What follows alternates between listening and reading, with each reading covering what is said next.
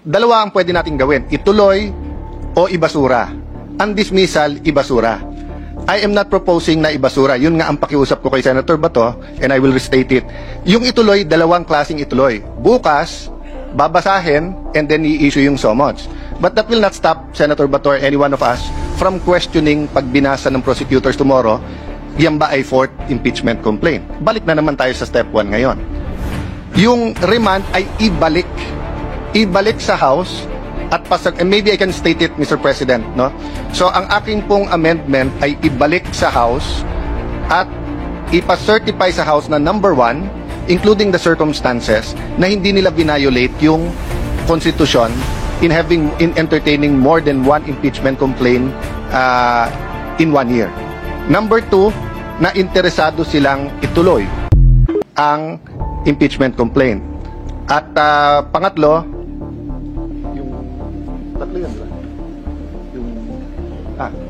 yung pangatlo, Mr. President, is really the judges noong 20th kung anong gusto nilang gawin. So nasa atin yon, hindi sa House, no? Ang problema, Mr. President, hindi ang 19th Congress ang sasagot nito, yung 20th Congress. Kasi kahit sumagot bukas na gusto nilang tumuloy at i-certify nila, paano kung yung 20th Congress ibalik naman? So I'm open to an amendment to my amendment. I'm just saying I think there is wisdom now in not dismissing it, and there's nothing lost na ibalik ito sa Kongreso at ayusin nila yung isasubmit sa atin. Re-reiterate ko yung sinabi ko po kahapon o nung isang araw. Hindi nating kasalanan na last day of session, February 5. Marami po tayong kasalanan, hindi tayo naghuhugas kamay. Pero hindi natin kasalanan na last day final, na yung pang-apat ang final, at nag-eleksyon habang final. So that is why there is wisdom in remanding it rather than dismissing it, or rather than ituloy natin bukas as if walang nangyari. Just a last point. I don't agree totally with Brother Robin na hindi natin ginawa yung legislative agenda, yung mga ipapasa. Pero nakita naman po natin, BICAM report na lang po The reality is, kung tutuloy natin yung debate until 10, 11 tonight, pagdating natin bukas mag-impeachment court, lahat ng mga BICAM na yon balik to square one at marami doon ay sayang, pwede na talagang i-take up kaagad-agad, Mr. President.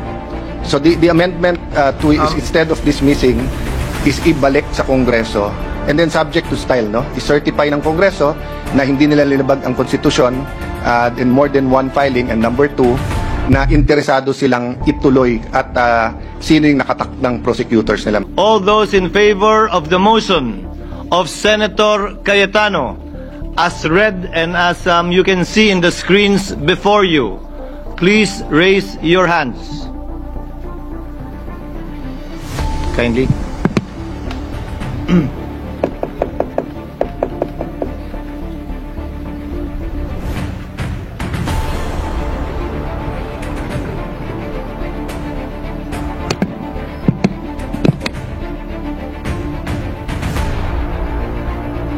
All those against the motion of Senator Judge Cayetano, please raise your hand.